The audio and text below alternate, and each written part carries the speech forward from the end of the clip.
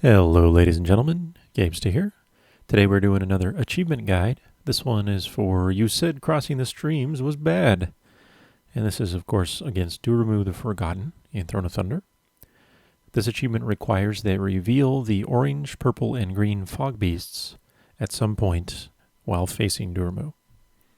Now, you do not need to defeat Durumu. You simply have to reveal those three combination fog beasts. And upon revealing the third one, you will get credit instantly. So you don't need to finish the fight. So let's start with a little bit of raid composition stuff, and then we'll get into the actual achievement tips and how you go about it. Now, this achievement should be done on normal for obvious reasons. But because you do not need to defeat Durumu to get the achievement credit, the first thing you really want to do is add as much healing as you can.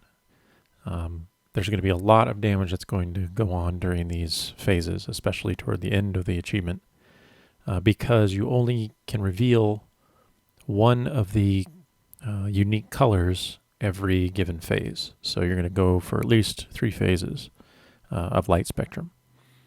And since you don't have to defeat the boss, the only DPS check that you need to meet is being able to defeat the 3 red fogs once you've revealed the unique color for that particular phase. So if you have enough DPS to do that, then the rest can be healing and tanking. So I think we're using 4 healers, I want to say, for this, because there's no reason not to. So if you have enough DPS to do the Crimson Fog damage that you need to end the phase once you've revealed the unique color, then more healing will just increase your survivability, because these stacks of colors will get really high as people progress in this achievement version of it. So, as you may have guessed or already know, to reveal one of the 3 unique fog beasts, orange, green, or purple, this requires that you combine 2 of the light spectrum beams on top of each other, and therefore you combine the colors, just like when you're drawing with your Crayolas as a kid. So, obviously, if you want to do green, then you would combine the yellow and blue beams. Purple would be blue and red, and orange is red and yellow, as you might have guessed. So, the trick here is twofold.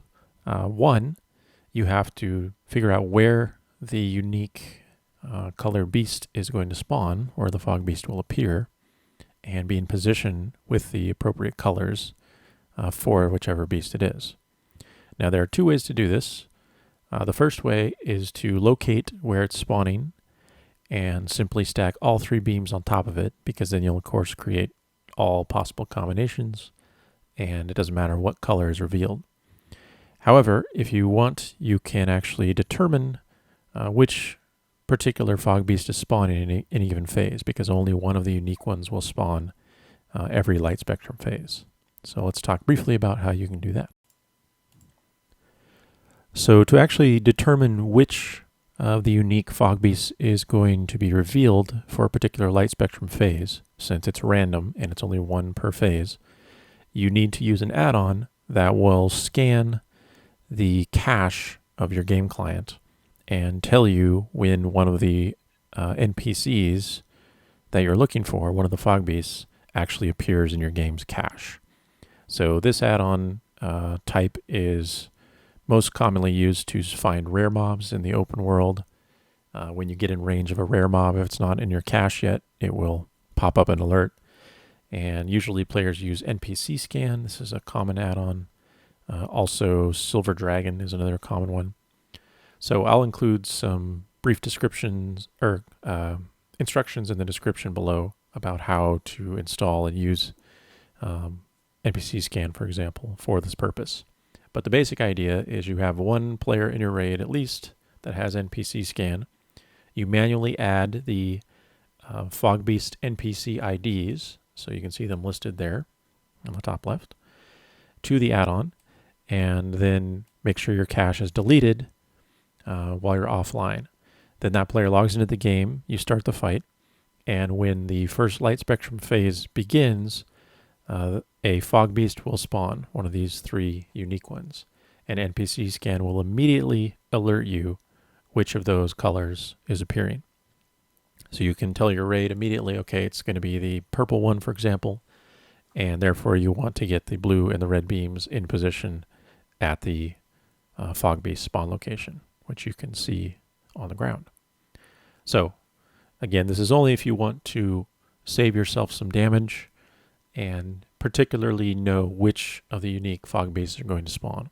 If you don't really care about the damage taken, you can stack all three beams on the spawn location and then not worry about which of the three is spawning, because it doesn't matter, obviously, at that point. Now, determining where the unique fog beasts are spawning for a given light spectrum phase is the next step. So as you know from normal, when the light spectrum phase is about to start, you'll see splashes of color, 3 of them for the red and 1 for blue, indicating where those fogs are spawning. Now, in addition to that, there's also a white, tinier splash that is not active as long that indicates where a unique fog is spawning. And you just have to be looking for it very closely to actually see where it's going to appear. So I'm just playing the 3 unique phases that we went through for this fight, and then we'll loop back through them at slow motion so you can really see where that white splash is.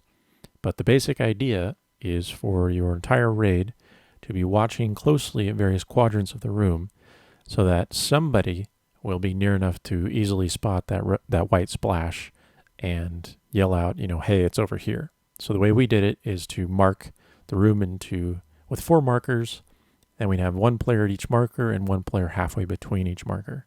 So 8 basic quadrants, or sections, I guess. So here you can see it actually spawned on the back left, so it was really hard to see on the screen, but right by that yellow marker. So people that are on that side were able to spot it, and they call out, okay, it's right by yellow, and then the appropriate beam colors moved over there. So in this case, it was blue and yellow that we needed to get over there to reveal the green.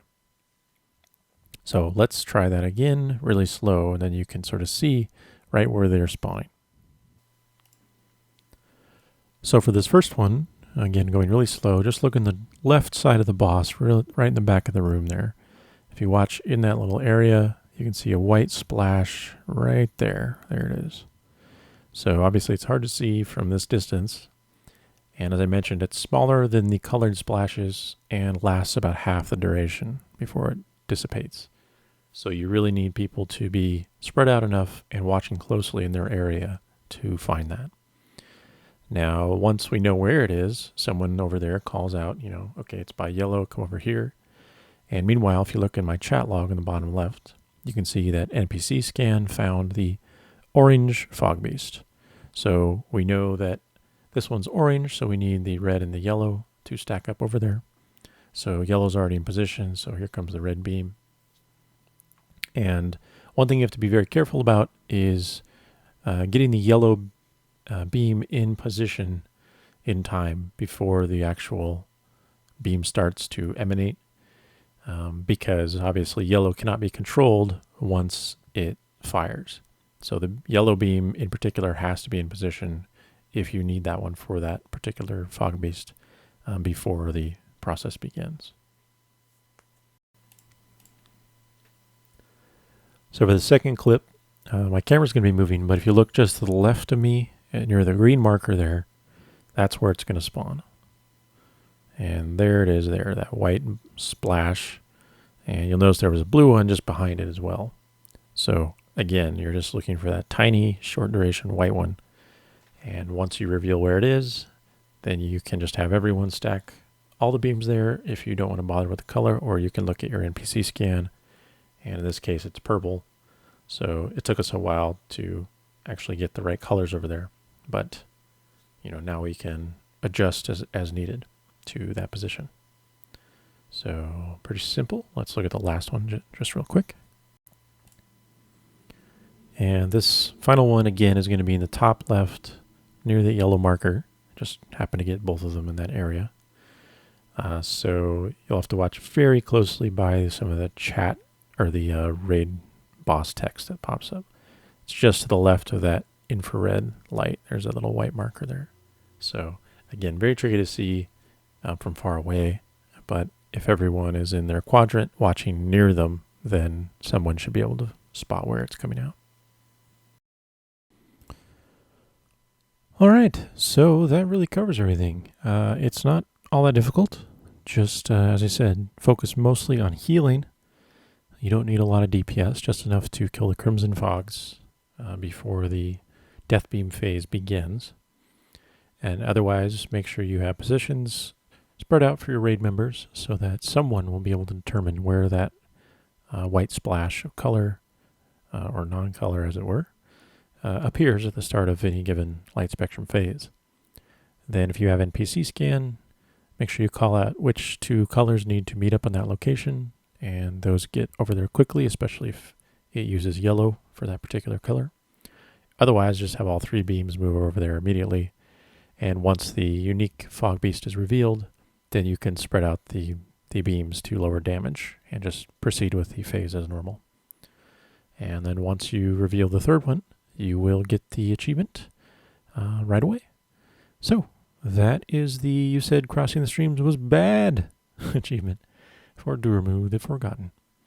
Good luck, and as always, thanks for watching, and if you enjoy this content, please subscribe.